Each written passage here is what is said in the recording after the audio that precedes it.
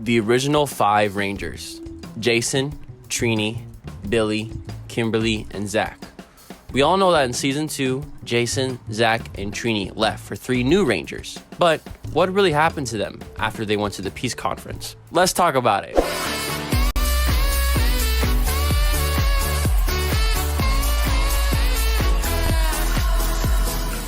Yo, what's up everybody? It's Este here. Welcome back to the video, and today I'm going to be explaining the Omega Rangers, not the SPD Omega Ranger, not the Omega Ranger from the Super Legends video game, very obscure, I know, but the 3 Omega Rangers from the Power Rangers comics. Now, if you don't read the comics, I can't blame you. Reading is sometimes pretty hard. I don't read, but I'm going to catch you up to speed, tell you who the Omega Rangers are, and explain what happened to Jason, Trini, and Zack after the peace conference. So anyways, 250 likes, brand new video. I'm super excited, and if you haven't joined the E-Squad, please join today and subscribe and ring the notification bell so you don't miss any one of my new videos. Anyways, let's jump right in. We all know the original team of the Mighty Morphin Power Rangers. They were later joined on by Green Ranger, once evil, now good, Tommy Oliver. It was the ultimate team, iconic for its time. In Season 2, mere episodes after Tommy came back as the White Ranger, Jason, Zack, and Trini started showing up less in the show. We would later find out that those 3 were chosen to go to a World Peace Conference in Switzerland and had to stop being Power Rangers. This gave way to 3 new Rangers: Adam, Aisha, and Rocky. Now, we all know that the real reason that those 3 characters left the show is not just because of Peace Conference, just to write them off the show. They actually all just left the show, just left the set, basically. They weren't getting paid enough money, and the conditions were just not enough good enough. I feel like I missed just not good enough. Yes. What happened after those 3 left the peace conference? We don't see Trini and Zack ever again in the Power Rangers universe. We know Jason comes back for Zeo, right? Because he comes the Zeo Gold Ranger. But what happened before that? Let's find out. The following story that I'm about to tell you takes place after Shattered Grid. Now, if you haven't read Shattered Grid, don't worry about it. I'm explaining everything. This is Power Rangers Explained. Power Rangers Mysteries. That's the name of the show. This is the part where I explain it. Yes? To be honest, I haven't read this either. Like, I bought it, I just haven't read it yet. I will eventually. One day before leaving to the peace conference, the Blue Emissary showed up in front of Jason in need of its help. I may already have lost you, because what is an emissary? The emissaries are a trio of entities who represent the Morphin Masters, who are a group of ancient warriors. They also don't really have a set of appearance, adopting the appearance of Power Rangers respectively colored red, blue, and yellow. And they shifted throughout the forms of various Rangers throughout history.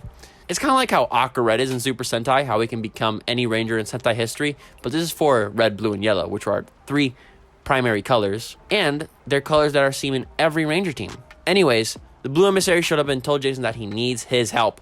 After the events of Shattered Grid and after Lord Draken's rule, the Earth and many more planets need some protection. So, Jason, Zack, and Trini all left Angel Grove, and their move was disguised as going to a peace conference in Switzerland so that it can excuse their long absence. But not another country they were on another planet. They were on the planet of Space Haven. And in Space Haven, we got introduced to a few new characters, such as Kiya, who is a good friend of the Rangers on the planet. It's X-I. Zai?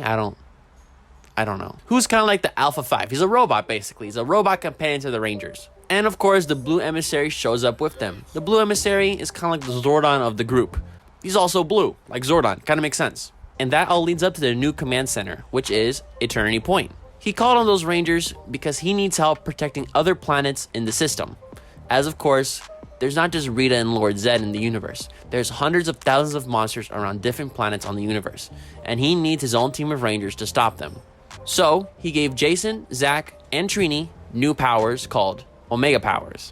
They became the Omega Rangers, which are an ancient faction of Rangers operating in the most dangerous and remote areas of space. Their ranks have been dormant for centuries, until, like I said, Jason, Zack, and Trini became those new Rangers. They were tasked by the Blue Emissary with defeating and imprisoning those empowered by leaks from the Morphin Grid. That's right, villains would use the Morphin Grid to power themselves up and try to destroy the universe. And basically, these Omega Rangers were the protectors of the grid. They were based off the 4 elements: earth, air, fire, and water. Now you may have noticed how I said water. Yes, there is a 4th Ranger, a Blue Ranger. I'll get to that in a second. How they morph up? Same as always, it's morphin' time. Omega Earth power, Omega Air, Omega Fire, Omega Water, etc. And they even had a cool phrase, Omega now, Omega forever. Kind of cheesy, but it goes. They would head off to Xernox 2 for their first mission, where they would meet Garrison Vox, who would fuse himself with power from the Morphin Grid. Of course, as Rangers, they defeat him. And once captured, the villain is sent back in a container, kind of like how Rita was, and is held in their command center, Eternity Point, for keepsakes, and just to protect the Earth, I guess. They also had some really cool zords. New zords, new weapons, y'all know the drill. Take a peep at the zords. It looks pretty awesome. They're kind of like humanoid, and their heads are kind of based on geometrical shapes. Geometrical? I'm glad I pronounced that word correctly. And they look really cool. The yellow one looks super buff. The red one looks very sleek, and looks like it very move fast. The black one looks very agility-like. I don't know how to speak English. And the blue one just looks protective-y. I don't know. That's my best way of describing things. Now, you may have noticed earlier that I mentioned that there was a Blue Ranger in the team. That Blue Ranger is none other than Kiya. Kiya is one of the empowered that eventually became an Omega Ranger.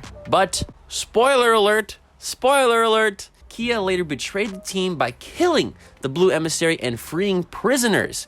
Okay, here's a backstory about Kiya. Kiya was sleeping on the night she got her powers. When she woke up, she felt like she tasted copper, and then she saw 1,000 spider webs of electricity flew out of her. As those powers escalated, everything was reduced to ash, including Kiya's family. As for Kiya, she survived, of course, but she received a scar on her right arm, which she considers a blessing and a remainder of her past. Now, of course, we know that when the human Rangers got to the planet, Kiya became good friends with them, especially the Trini, who they were kind of like besties in a sense. But the physical and mental scars of the events of the Shattering led her to a path of betrayal and evil. Now, if you don't know what the Shattering is, let me tell you. The Shattering is a term used by the emissaries and some who remember the events of the old universe timeline. And that was, of course, the timeline where Lord Draken came and shattered Grid, blah, blah, blah. Basically, it's the old timeline where Lord Draken came and murked everyone. One time, the Omega Rangers had to team up with the Mighty Morphin Power Rangers because guess what? Lord Zed's here. Kiya saw Tommy Oliver, and of course, it triggered that post-traumatic reaction. Of course, Tommy Oliver is Lord Draken, well, a version of him. And she believed the White Ranger was the second coming of Lord Draken. And she even threatened to murk him, to destroy him in front of everybody. She became paranoid, thinking that the Rangers were trying to protect Tommy and protect this new Lord Draken. Even though the Blue Emissary tried to calm her down, be like, look sis, all right? This kid's cool. He has the white light. It's the White Ranger. He's so nice. He's so cool. He is like, nope. She became delusional, and she murked the Blue Emissary. Gone. A Morphin Master destroyed. And now she believes that all Rangers in the universe are evil. And she must destroy Lord Draken and bring peace to the universe. But guess what? Lord Draken's gone. So she's just full on evil now. So there's that. What a great friend Kiya is to her friends, right? I know, right? It's kind of crazy. But hey, that's the Omega Rangers for you. It's a real confusing story, but I think the Omega Rangers are just a really cool concept overall in the Power Rangers comic books. Their overall suit designs are quite alien when compared to the Mighty Morphin. You can see it when they're together, just how the Omega Rangers just are very different. You know, you can say that with any team in Power Rangers, but when you see two teams of Power Rangers together, they look similar in that sense, but Omega Rangers just look kind of different, and that's what makes them special. They're very alien, and they're very foreign-like. Their helmets, their bodies, they just look all very mystical and elemental. Also, the elements, earth, air, fire, water, that's Avatar, The Last Airbender. Does anyone watch that show? Did anyone watch that? Leave a comment down below if you watched Avatar. Let me know. But overall, the suits, the weapons, the zords, they all look super freaking cool, and the Omega Rangers are now part of this greater universe. If you want to read more about the Omega Rangers and their adventures in time and space and through the Power Rangers universe, I recommend reading the Power Rangers comics. Go check them out wherever comic books are sold. Go support the comic book franchise. They're pretty awesome. Even though I haven't read it, I know it's good. People told me it's good. Maybe one day I'll make a video about me reading the comic. Would you like that? Would you? Leave a comment down below. Anyways, guys, that's it for today's video. I really appreciate the support. Hoping to see you guys soon for another brand new video. I'm Este. What do you guys think about the Omega Rangers? Leave a comment down below. Follow me on Twitter, @DonFuego. I'm also on Instagram as NotDonFuego. Have a great day, and of course, and as always, stay awesome, everybody.